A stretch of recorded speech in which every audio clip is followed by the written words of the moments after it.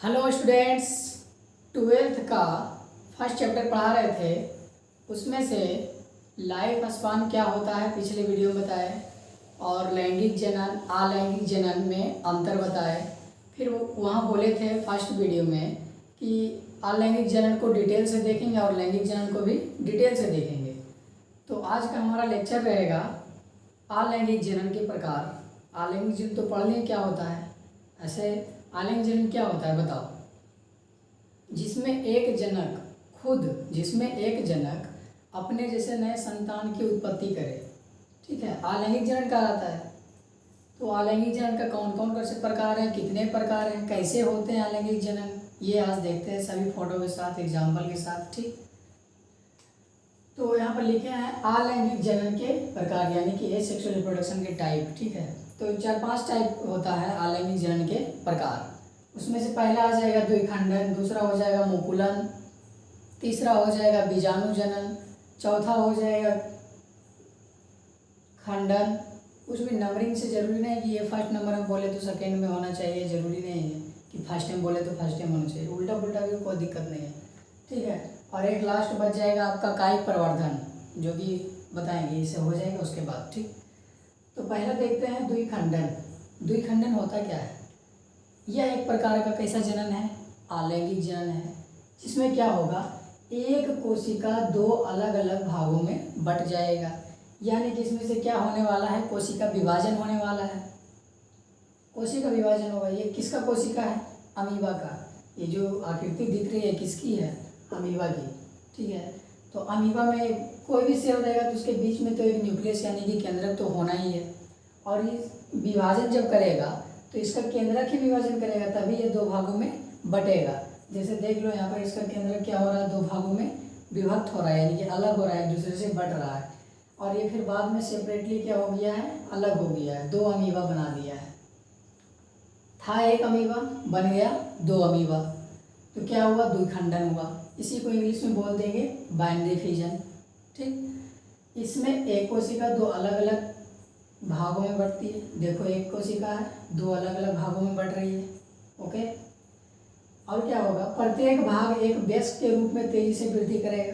प्रत्येक भाग जो भी बना और इसके जैसा बनना चाहेगा, तेजी से इसके जैसा वृद्धि करेगा, और फिर से ये कहानी निरंतर चलते रहेगी, और इसमें विभाजन होते रहेगी, द्विखंडन की क्रिया होते रहेगी, और ये अपना संतान बनाते रहेगा।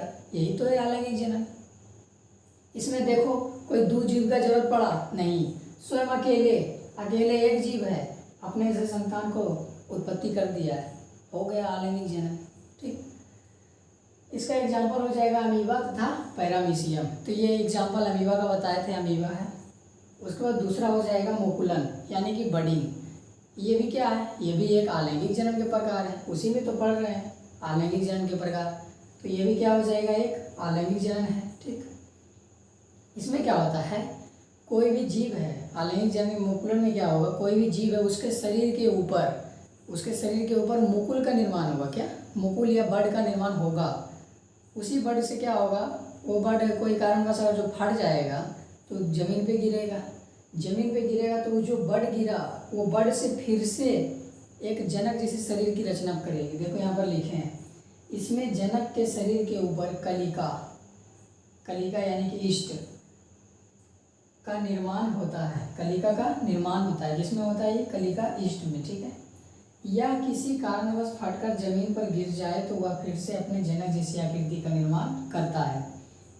जैसे एग्जाम्पल देते हैं, ईस्ट है एग्जाम्पल में, इसका मुकुलन का एग्जाम्पल क्या हो जाएगा, ईस्ट। तो ईस्ट हो जाएगा, तो ईस्ट का फोटो देखो यहाँ पर है, हाइड्रा एवं ईस्ट दो एग्जाम्पल है। तो हाइड्रा का फोटो ये हुआ, ईस्ट का फोटो ये हुआ।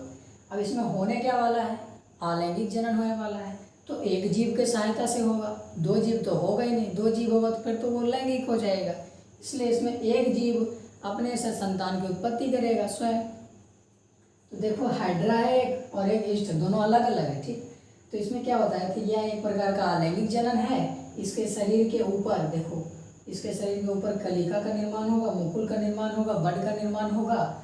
तो उसी से क्या हो जाएगा, अगर जो ये किसी कारण में फट जाएगा और फट के जमीन पर मान लो गिरा, तो फिर से एक मुकुल बना देगा। ठीक है, फिर से जनक जैसी आकृति बना देगी। उसी तरह से इसमें है, ईस्ट में भी है, ईस्ट भी है, इसके ऊपर देखो क्या कलिका बन रहा है, और ये कलिका जो किसी कारणवश फटेगा तो ये भी जमीन पर गिरेगा तो फिर से एक हाइड्रा ईस्ट बना देगा, फिर से एक ईस्ट बना देगा। हाइड्रा वाला मुकुल गिरेगा तो हाइड्रा बना देगा, ईस्ट वाला मुकुल गिरेगा तो ईस्ट बना देगा। एक मुकुल गिरेगा तो एक बनाएगा, बहुत सारा गिरेगा तो बहुत सारा बनाएगा। तो क्या जनक जैसी आकृति बन गई? बन गई। तो एक जीव की सहायता से बनेगी, दो जीव की सहायता से, एक जीव की सहायता से, तो इसी को तो बोलते हैं अलैंगिक जनन। तो मुकुलन क्या हो जाएगा? एक अलैंगिक जनन के प्रकार हो जाएगा। ठीक, फिर आगे होता है तीसरा खंडन। क्या? खंडन, इसको इंग्लिश में बोल देंगे फ्रेगमेंटेशन। फ्रेगमेंटेशन यानी कि खंडन। ये क्या होता है? नाम से ही पकड़ में आ रहा होगा, खंडन यानी कि खंड होना या टुकड़ा में व्यक्त होना। तो इसका एग्जाम्पल हो जाएगा स्टारफिश। स्टारफिश को तो नहीं देखे हैं हम लोग भी, तुम लोग भी नहीं देखा होगा। स्टारफिश समुद्री एरिया में पाया जाता है, इधर कहाँ से पाया जाएगा? अपन आर के पोखरिया में क्या पाया जाता है? गरैया, कोठीबा, बस ये सब। स्टारफिश कहाँ मिलेगा? समुद्र में मिलेगा। ठीक, तो स्टारफिश में क्या होगा?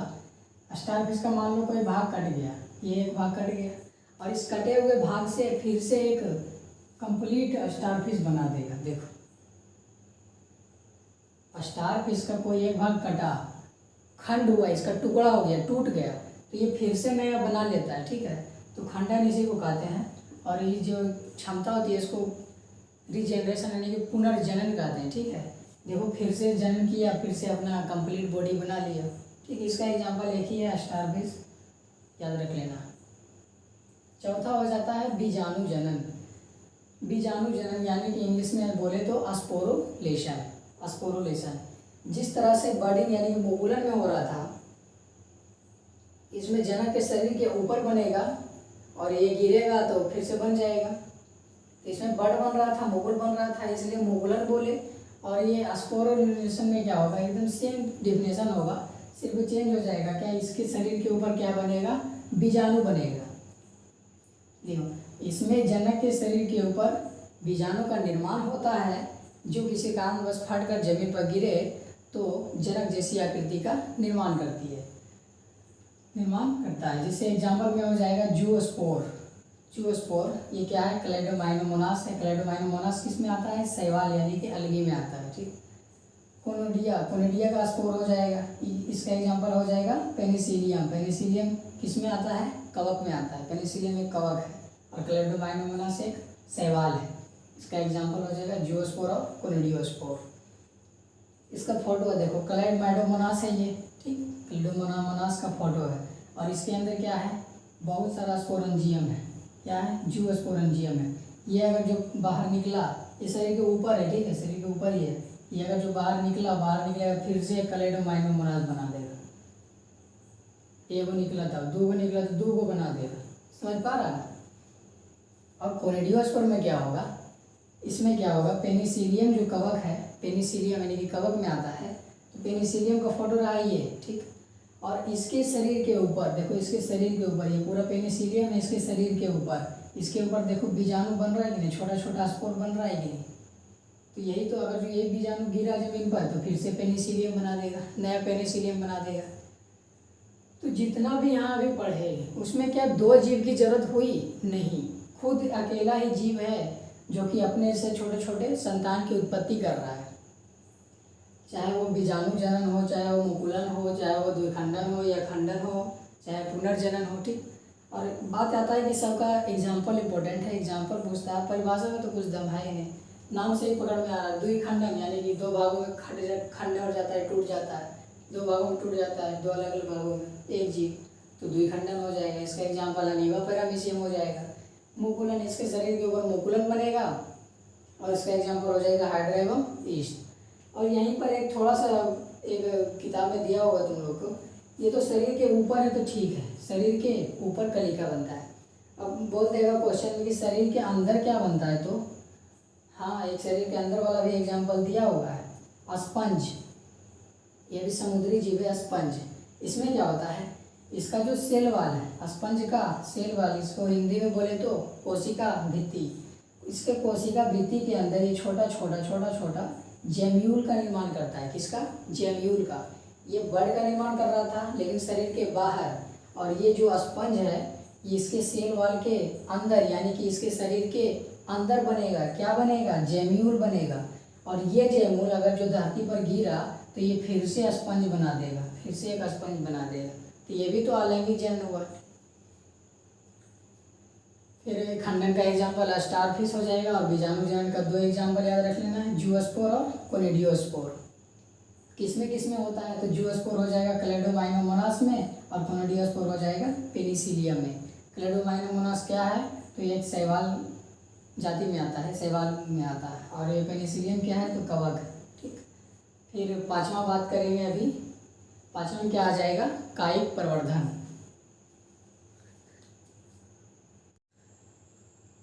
5वां क्या है? कायिक प्रवर्धन, वेजिटेटिव प्रोपगेशन। कायिक प्रवर्धन ये कैसे जनन है? ये भी एक अलैंगिक जनन का प्रकार है, उसी में तो पढ़ रहे हैं। तो कायिक प्रवर्धन क्या है? यह एक प्रकार का अलैंगिक जनन है। इसमें क्या होता है? पेड़ पौधे के कितने भाग होता है? 3 भाग, जड़ हो गया, तना हो गया, पत्ती हो गया। तो ये तीनों भाग से एक वृक्ष का निर्माण करना या एक पौधे का निर्माण करना बोल सकते हैं। खुद एक ऑर्गेनिज्म यानी खुद एक प्लांट है और अपने से प्लांट बना रहा है, तो ये भी तो अलैंगिक जनन हुआ। समझा? जैसे देखो पेड़ पौधे कितने भाग? 3 भाग। जड़ हो सकता है, तो तना हो सकता है, या तो पत्ती हो सकता है। खाली जड़ दे दो, यानी कोई चीज़, कोई भी पेड़ पौधा का जड़ दे दो और जड़ लगा दो, क्या वृक्ष नहीं बन जाता है? बन जाता है। कोई भी तना लाओ, तना भी काट के लाते हैं तो लग जाता है। ऐसे अड़हुल का फूल होता है, उसका तना, या गुलाब का भी तना काट के लाओ तो लग जाता है। ठीक है। और पत्ती बोलेगा, पत्ती तो सुनवे नहीं किए, पत्ती से भी वृक्ष होता है, वृक्ष पौधा या हो सकता है। हाँ, पत्ती से भी होता है। नहीं विश्वास है तो आना मेरे घर लेके जाना, मेरे घर में बहुत सारा ऐसा है, बहुत सारा पेड़ पौधा ऐसा है। इसको ब्रायोफिलियम पतरचट्टा बोलते हैं इसको। अभी आगे बढ़ेंगे तो बताएंगे क्या है। तो सीधे जान रहे थे कि पेड़ पौधे के 3 भाग होता है, तीनों में से कोई एक भाग है, कोई एक जीव जंतु है अपने से संतान की उत्पत्ति कर रहा है, तो अलैंगिक जनन हुआ। तो सबसे पहले देख लेते हैं जड़ से। जड़ से कोई भी शलजम दे दो, शलजम को लगा दो, क्या शलजम नहीं हो जाएगा? मूली, गाजर, शकरकंद सब क्या है? जड़ है। इसको लगा देगा तो क्या दूसरा गाछ नहीं होगा? दूसरा शलजम नहीं होगा? बढ़ जाएगा। ठीक। आगे देखते हैं स्टेम यानी कि तना। तो तना 3 तरह से हो सकता है, या तो अंडरग्राउंड स्टेम हो सकता है, सबेरियल स्टेम और एरियल स्टेम। इसका मतलब क्या हुआ? एक होता है अंडरग्राउंड यानी भूमि के अंदर हो गया, एक भूमि के ऊपर हो गया, एक पूरा जो स्टेम है वही है। ठीक, मेन स्टेम है। तो अंडरग्राउंड स्टेम में 3 को आ जाएगा, ट्यूबर, राइजोम और बल्ब। अब बोलेगा क्या क्या है ये ट्यूबर, राइजोम, बल्ब, ये क्या है? तो ये कुछ नहीं, स्टेम का नाम है, और जिस चीज़ से हो रहा है कि कायिक प्रवर्धन है, तो इस सबको कहेंगे कायिक प्रवर्ध्य। क्या? कायिक प्रवर्ध्य, वेजिटेटिव प्रोपग्यूल्स। क्या? वेजिटेटिव प्रोपग्यूल्स। तो एग्जाम में रहेगा इसे ही ऑब्जेक्टिव क्वेश्चन कि कंद बताएं किस में होता है? एग्जाम्पल आलू। ठीक। प्रकंद किस में होता है? अदरक। और पूछ देगा बल्ब किस में होता है? तो प्याज। ऑप्शन में दिया हुआ रहेगा आलू, प्याज, ये सब। ठीक। तो देखो कंद किस में होगा? आलू में। और आलू का फोटो देखो बना दिए। जब छोटा छोटा आलू का सीजन आता होगा तो खेतों में जब रोपाता होगा या लगता होगा तो उसमें देखता होगा छोटा छोटा कंद जैसे रहता है, ऐसा आलू के ऊपर छोटा छोटा कंद निकला हुआ होता है, उसको कंद कहते हैं। क्या? कंद। इसको आँख भी बोला जाता है, आलू का आँख भी कहा जाता है इसको। और इसी से क्या हो जाए, इसी से एक पौधा निकलता है और आलू बड़ा हो जाता है। ठीक। और राइजोम में क्या होता है? प्रकंद में। इसका एग्जाम्पल हो जाएगा अदरक। आदि देखा होगा, आदि अदरक की हल्दी भी हो सकता है इसमें। तो अदरक कुछ इस प्रकार होता है, इसके ऊपर नोड पाया जाता है। क्या? नोड। और इसको काट कर रोप देगा तो अदरक हो जाएगा, आदि हो जाएगा। ठीक। इसमें क्या है? बल्ब यानी कि प्याज। ये तो लग भी रहा है बल्ब की तरह, प्याज क्या लग रहा है? बल्ब की तरह। तो क्वेश्चन में जैसे पूछेगा बल्ब का एग्जाम्पल तो प्याज ऐसे छटा जाएगा, प्याज भी तो बल्ब की तरह लग रहा है। देखो फिर है सब एरियल स्टेम। सब एरियल स्टेम इसमें दो आ जाएगा, एक आ जाएगा ऑपोजिट और एक आ जाएगा रनर। रनर में क्या आ जाएगा? एग्जाम्पल घास। इसको याद कैसे रखेगा? रनर यानी कि घास, यानी कि तेज से दौड़ने वाला रनर कहलाता है। तो घास है, कहीं पर भी दूधी घास लगा दो कितना तेजी से फैल जाता है। और कैसे फैलता है? जब ये घास है और ये एक दूसरे से रिलेटेड रहता है, फिर इससे कनेक्ट रहता है दूसरे घास में, फिर कनेक्ट रहता है, इसलिए कबाड़ेगा तो पूरी तरह से कभी नहीं कबड़ेगा, नहीं समाप्त होगा, कहीं ना कहीं पे इसका जड़ रह ही जाता है, तो ये फिर से घास उगा लेता है, बहुत ही तेज़ी से उगाता है, इसलिए तो इसको रनर बोला जाता है। ठीक है, तो इसका एग्जाम्पल हो जाएगा घास, धोबी घास, तुम लोग के घर के सब नीचे होगा, बगल में होगा, इधर उधर होगा। ठीक है, देखना। और एक एग्जाम्पल है ऑप्सिट। ऑप्सिट, इसको हिंदी में बोले तो भूअस्तारी। ये क्या होता है, ये नहीं देखा होगा, हम भी नहीं देखे, तुम भी देखा होगा, हम भी देखे होंगे, जान नहीं रहा होगा क्या है। ये तालाब गुलाब में देखता होगा, ऐसे ऐसे लंबा लंबा पत्ता करके बहुत सारा भरल होगा। ठीक है, तो क्या है, खूबसूरत पौधे का, खूबसूरत फूल का एक पौधा है। क्या है, खूबसूरत फूल का एक पौधा है, उसको कहते हैं वाटर हाइसिंथ। ई कॉर्निया भी बोलते हैं इसको, ई कॉर्निया, हिंदी में बोल दे तो जलकुंभी, जलकुंभी, जलकुंभी। ये क्या होता है इसमें, ये जो ये है जलकुंभी का फोटो देखो, ये हुआ, और ये एक दूसरे से रिलेटेड होता है। जिस तरह से घास एक दूसरे से रिलेटेड था, उसी तरह से इसमें भी, जलकुंभी में भी ये ऑपोजिट से लगा होता है। फिर एक बनाया, फिर ऑपोजिट निकाला, फिर से एक बना दिया जलकुंभी। इसी तरह से बहुत ही तेज़ी से ग्रो करता है। ये जलीय जीव है तो जल में पाया जाएगा, और ये जल में जाकर O2 को सोख लेता है। क्या करता है, जल में मौजूद O2 को अपनी ओर खींच लेता है। ठीक है, अपनी ओर। तो ऐसे में क्या होगा, इसको सर्वप्रथम बंगाल में लाया गया था। कहाँ, ये विदेशी पौधा है, और इसको देखा गया, बंगाल के लोग ने देखा तो उसको लगा बहुत ही खूबसूरत पौधा है, इसको भारत में भी लाया जाए, लगाया जाए। तो भारत में ला के लगाया, कायल लगाया, क्योंकि खूबसूरत था, तो इसीलिए लगा दिया भारत में लाकर। ठीक है, और क्या हुआ, ला के लगा दिया तालाब में, तो तालाब में तो बहुत सारा जलीय जीव था, मछली वगैरह भी था, तो उसके अंदर O2 जो था, O2 को सोख लिया। सारा मछली मरेगा कि नहीं, मछली को O2 कहाँ से मिलेगा, जब यही ले लिया तो। और बहुत ही तेज़ी से ग्रो करता है, बहुत ही तेज़ी से वृद्धि करता है, इसके कारण मछली वगैरह मर गया। इसीलिए इसको बोला जाता है बंगाल का आतंक। अगर जो ऑब्जेक्टिव में पूछेगा कि बंगाल का आतंक किसे कहा जाता है, तो भूअस्तारी में आ जाएगा जलकुंभी, यानी कि वाटर हाइसिंथ। इसका एक और नाम आता है ई कॉर्निया, ई कॉर्निया। ठीक है, इसीलिए बोलते हैं खूबसूरती हमेशा धोखा दे जाती है, इसको ऐसे याद रखना है, खूबसूरती हमेशा धोखा दे जाती है। और फिर बोलना ऑप्सिट, ये क्या हुआ, तालाब की सारी मछलियाँ मर गई, ऑप्सिट, तो याद हो जाएगा ऑप्सिट इसके कारण हुआ, वाटर हाइसिंथ के कारण हुआ। क्या होता है, O2 को सोख लेता है और बहुत सारा मछली मर जाता है। ये क्या था, बहुत ही खूबसूरत प्लांट था, जो कि बाहर से लाया गया और बंगाल में लगाया गया, तो बहुत सारा मछली मर गई। इसलिए क्या कहा जाता है, बंगाल का आतंक कहा जाता है। खूबसूरत प्लांट है, खूबसूरती हमेशा धोखा दे जाती है। और आगे क्या है, एरियल स्टेम। एरियल स्टेम क्या है, स्टेम को डायरेक्ट काट कर लगा दो तो हो जाएगा, जैसे केतारी, या केतारी, केतारी देखता है, एक पीस छोटा टुकड़ा काट के लगा देता है, केतारी हो जाता है, नया शुगर केन हो जाता है। ठीक, जड़ से हो गया, तना से हो गया, सब चीज़ से एक नया पौधा बना दिया। अब बच गया पत्ती से, क्या, पत्ती से यानी कि लीफ से।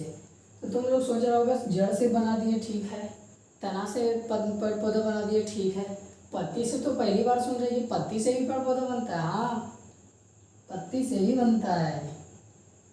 किसमें, इसका एग्जाम्पल क्या हो जाएगा, ब्रायोफिलम, ब्रायोफिलम यानी कि पत्थर चट्टा। अगर इसको देखना है तो आना मेरे घर, ले जाना, बहुत सारा गाछ है मेरे पास इसका, और देखना इसका पत्ता गिरेगा, जहाँ पर इसका पत्ता गिरेगा वहीं से फिर से एक गाछ बन जाएगा। तो ये पत्ता से हो रहा है कि नहीं, पत्ता में ये बर्ड पाया जाता है। ठीक है, इसको बोलते हैं क्या, लीफ बर्ड। क्या, लीफ बर्ड, हिंदी में अपस्थानिका, अपस्थानिका। इसलिए जो ये पत्ता, मान लो ये गाछ एक पत्ता से टूट कर गिरा और फिर से एक ब्रायोफिलम, फिर से एक पत्थर चट्टा बना लेगा। किताबी भाषा में इसको ब्रायोफिलम और अध्यायिकी भाषा में इसको पत्थर चट्टा बोलता है। ठीक, तो यही था अलैंगिक जनन के प्रकार। आगे वाले वीडियो में देखेंगे लैंगिक जनन के पूरा डिटेल से पढ़ेंगे और ये चैप्टर समाप्त हो जाएगा लगभग। ठीक, तो आज का वीडियो इतना ही, तब तक के लिए धन्यवाद।